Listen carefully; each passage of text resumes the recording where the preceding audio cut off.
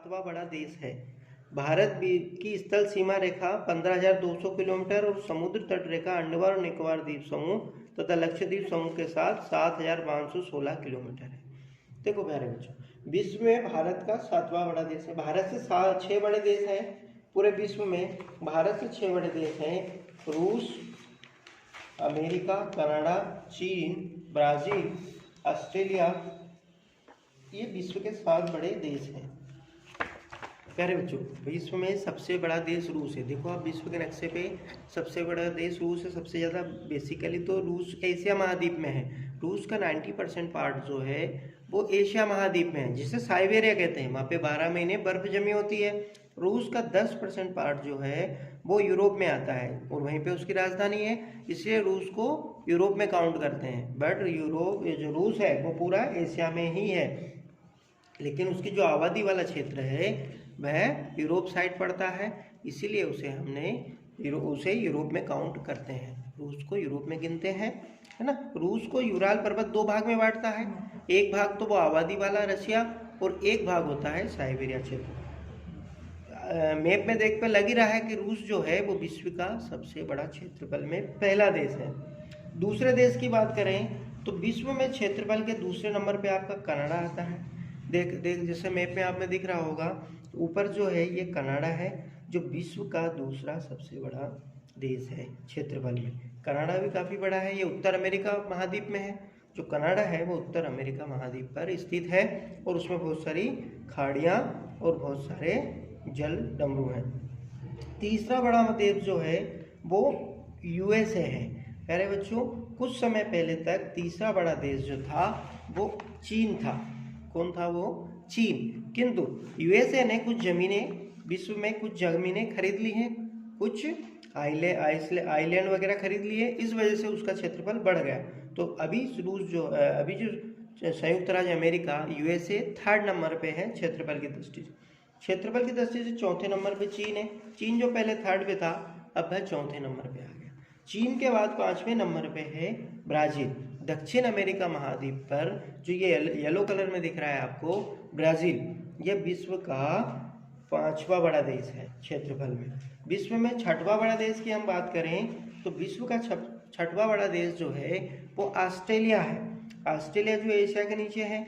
Australia एक द्वीप भी है। ऑस्ट्रेलिया 7 महाद्वीप में से सबसे छोटा महाद्वीप है। ऑस्ट्रेलिया एक देश भी है और ऑस्ट्रेलिया विश्व में 6वां सबसे बड़ा देश है।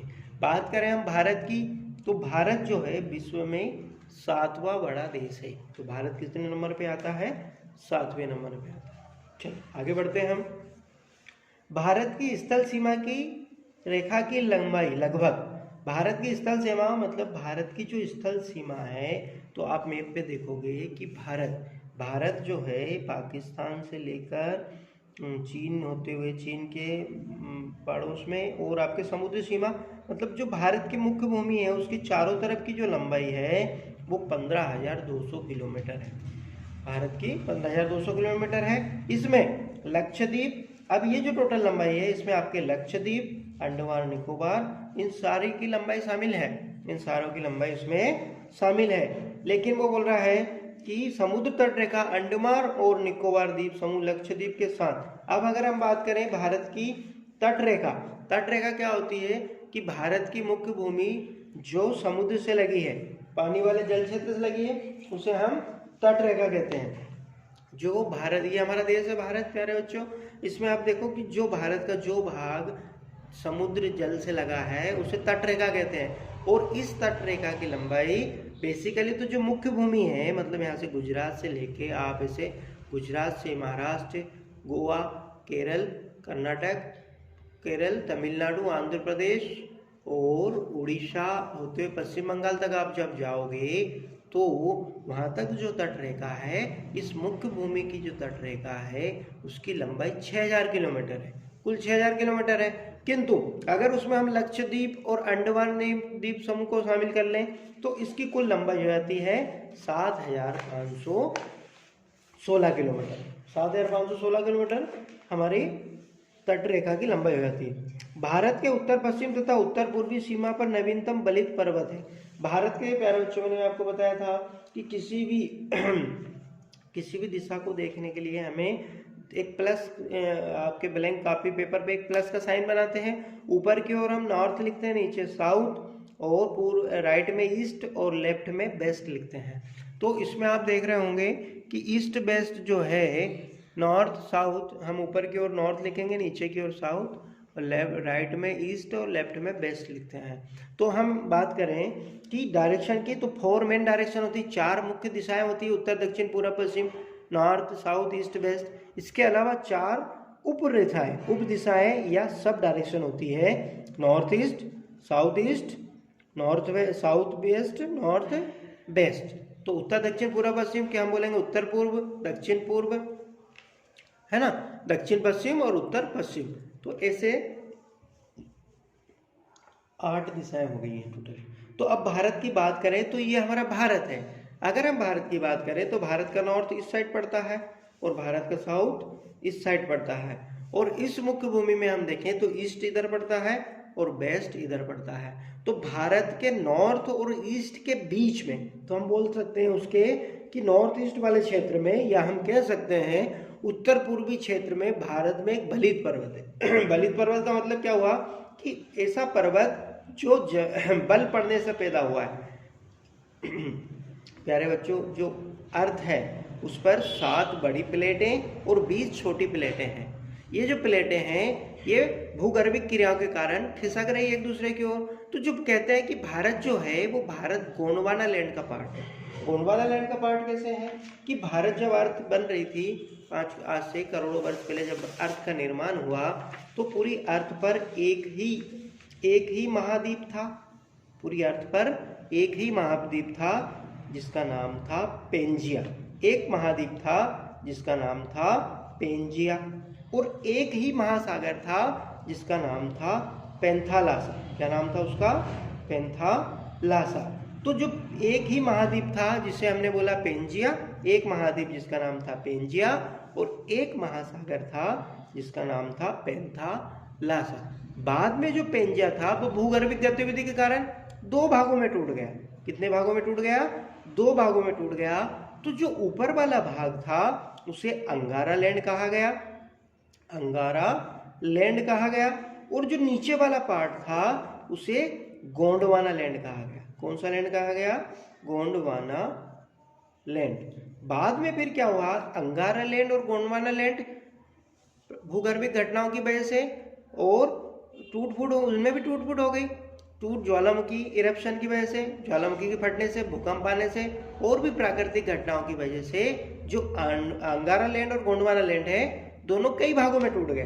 कई भागों में टूट गए। तो जो भारत था वह पहले गोंडवाना लैंड का हिस्सा था। ऐसा कहा जाता है कि जो भारत था वह पहले गोंडवाना लैंड का हिस्सा था, मतलब वो था पहले अफ्रीका के बाजू में। अफ्रीका के बाजू में यहाँ कहीं था। बाद में जो भारतीय प्लेट थी वो खिसक कर ऊपर चली गई। कहाँ पर? एशिया वाली प्लेट पर। एशिया वाली प्लेट के पास चली गई, और एशिया वाली प्लेट के पास जाने के कारण भारत की जो गोंडवाना लैंड की जो प्लेट थी वो तो काफ़ी स्ट्रॉन्ग थी, और जो एशियन प्लेट थी वो थोड़ी कमज़ोर थी। तो जो एशियन प्लेट थी वह ऊपर उठ गई और भारतीय प्लेट एशियन प्लेट के नीचे जाके धंस गई। और इस दबाव और प्रेशर की वजह से जो वहाँ पे जो ज़मीन थी वो नरम होने से उसमें बल पड़ गए। बल पड़ने से वो धीरे धीरे ज़मीन ऊपर उठी और एक नए बलित पर्वत का निर्माण हुआ, जिसे आज हम हिमालय पर्वत कहते हैं। तो हिमालय एक नवीन पर्वत है।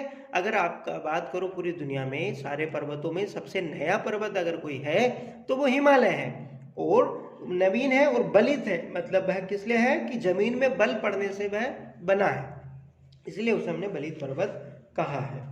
चलो आगे बढ़ते हैं हम। नवीन बलित पर्वत, इसके दक्षिण का भूभाग उत्तर में चौड़ा है और 22 डिग्री उत्तरी अक्षांश से हिंद महासागर की ओर सकरा होता गया। देखो इसका मतलब होता है, यहाँ पे भारत की बात हो रही। भारत को आप अगर देखोगे तो ऊपर की ओर भारत चौड़ा है, उसके कंधे चौड़े हैं, लेकिन जैसे नीचे जाओगे भारत सकरा होता गया है। भारत कैसा होता गया है? सकरा होता गया, और अंत में जाके तो बिल्कुल सकरा हो गया है। अगर आप भारत को उल्टा करके देखो तो इसकी आकृति एक समोसे की आकार में दिखेगी, है, हम कह सकते हैं त्रिभुज की तरह, ट्रायंगल। भारत को आप उल्टा देखोगे तो ऐसा लगा होगा ट्रे में समोसा रखा है या त्रिभुज रखा है। तो देखो भारत त्रिभुज आकृति, नीचे दक्षिण भारत का जो दक्षिणतम पार्ट है वो त्रिभुज आकार में, दक्षिण भारत का पार्ट के साथ त्रिभुज आकृति में है, त्रिभुज आकार में है, त्रिभुजा आकार में है। अगर पूरे भारत को हम अगर देखें तो वो ऐसा होगा, ऐसे लग रहा है जैसे कोई महिला साड़ी पहन के खड़ी है और एक हाथ से पल्लू थामे हुए हैं। तो इसीलिए जो दार्शनिक है वो इसे भारत को माता कहते हैं और भारत को एक माता के रूप में, महिला के रूप में दिखाया गया है, जिससे महिलाएं साड़ी पहनने के एक हाथ से पल्लू लटका के खड़ी रहती है। वैसे ही भारत को अगर आप नक्शा देखो तो वो एक महिला की तरह नजर आता है जो साड़ी पहन के खड़ी है, इसलिए भारत को हमने भारत माता कहा है कुछ दार्शनिकों ने। ठीक है, चलो आगे बढ़ते हैं हम। उत्तरी अक्षांश से हिंद महासागर की ओर सकरा। देखो भारत विश्व में, प्यारे बच्चों, विश्व जो है, विश्व में 5 महाद्वीप है। विश्व में कितने महाद्वीप है? 5 महाद्वीप है, जिसमें से एक प्रशांत महासागर है सबसे बड़ा, दूसरा अटलांटिक महासागर है, तीसरा हिंद महासागर है। क्योंकि भारतीय मुख्य भूमि के बिल्कुल निकट होने के कारण हमने इसे हिंद महासागर, 5 महासागर है जिसमें पहला प्रशांत महासागर है, दूसरा अटलांटिक महासागर, तीसरा हिंद महासागर है। चौथा जो महासागर है वो है आर्कटिक महासागर, अंटार्कटिक महासागर, जिसे हमने दक्षिण महासागर भी कहा है। 5वां महासागर वह है आर्कटिक महासागर। आगे बढ़ते हैं हम। इन 5 महासागर में एक महासागर जो है वो अपने देश के नाम पर है। ये गर्व की बात है कि एक महासागर का नाम हमारे देश के नाम पर है। पहले भारत को मुगल समय, जब देश में मुगल शासन था, उस समय भारत को हिंदुस्तान कहा जाता था और उसी हिंदुस्तान के नाम पर एक हिंद महासागर है जिसे हमारे देश के नाम पर रखा गया है। गर्व की बात है, हमारे देश के नाम पे सागर है। चलो, इसके पश्चिम में अरब सागर, पूर्व में बंगाल की खाड़ी। अरे बच्चों, हम अगर अपने भारत की बात करें तो भारत का जो मैप है, इसके पूर्वी साइड जो नीला नीला हमें दिखाई दे रहा है वो पानी है, उसे हमने बंगाल की खाड़ी कहा है। पूर्व में क्या है? बंगाल की खाड़ी है और भारत के पश्चिम में अरब सागर है, पश्चिम में अरब सागर। अरे बच्चों, इसको एटलस में हम देखेंगे कि भारत के पहले क्या हुआ करता था, यहाँ पे पूरा बंगाल क्षेत्र हुआ करता था और बंगाल के नीचे वाला जो क्षेत्र था उसे बंगाल की खाड़ी कहते थे। और इधर देखो विश्व नक्शे में कि यहाँ पे एक अरब प्रायद्वीप है और अरब प्रायद्वीप होने की वजह से उसके नीचे वाला जो जल क्षेत्र है उसे अरब सागर कहा है, अरब सागर कहा है। तो भारत के पूर्व में बंगाल की खाड़ी है और पश्चिम में अरब सागर है। भारत के पूर्व में बंगाल की खाड़ी है और पश्चिम में अरब सागर है। चलो आगे बढ़ते हैं हम। चित्र 1.3 में देखिए कि अक्षांश और देशांतर का विस्तार लगभग 30 डिग्री है। देखो प्यारे बच्चों, हमने देखा था कि भारत जो है, भारत का अगर हम देखें उत्तर से दक्षिणतम विस्तार, नीचे दक्षिण से उत्तर की ओर हम अगर भारत का विस्तार देखें तो भारत 8 अंश 4 से 36 अंश 5 उत्तर की ओर है। भाई हम बात करें भारत जो है पूर्व से पश्चिम की बात करें तो भारत जो है पश्चिम से 68 अंशांश से 97 अंश 25 पूर्वी 97 डिग्री 25 पूर्वी देशांतर की ओर फैला है। तो भारत का उत्तर से दक्षिण की बात करो या पूरब से पश्चिम की बात करो तो भारत की लगभग चौड़ाई जो है वो 30 डिग्री आती है। भारत की चौड़ाई भी 30 डिग्री है और लंबाई भी 30 डिग्री है। बेसिकली भारत की लंबाई और चौड़ाई बराबर है, किंतु भारत नीचे सकरा है, नीचे की ओर सकरा है, अरब सागर हिंद महासागर की ओर भारत कैसा है? सकरा है। इसी वजह से भारत को ऐसा माना जाता है कि उसकी लंबाई ज़्यादा है और चौड़ाई कम है। 1.30 में देखिए कि अक्षांश और देशांतर का विस्तार लगभग 30 डिग्री है, परंतु फिर भी पूर्व पश्चिम का विस्तार उत्तर दक्षिण के विस्तार की अपेक्षा कम प्रतीत होता है। प्यारे बच्चों, मैंने आपको बोला है कि भारत जो है उत्तर से दक्षिण और दक्षिण पूरब से पश्चिम, उसके जो विस्तार है, उत्तर से दक्षिण का विस्तार और पूरब से पश्चिम का विस्तार वो बराबर है, दोनों तरफ 30 डिग्री का विस्तार है। लेकिन भारत जो है वो दक्षिण की तरफ थोड़ा सकरा है। सकरा होने से वजह से उसकी चौड़ाई कम नजर आती है और लंबाई ज़्यादा नजर आती है। चलो आगे बढ़ते हैं हम। गुजरात से अरुणाचल प्रदेश के स्थानीय समय में 2 घंटे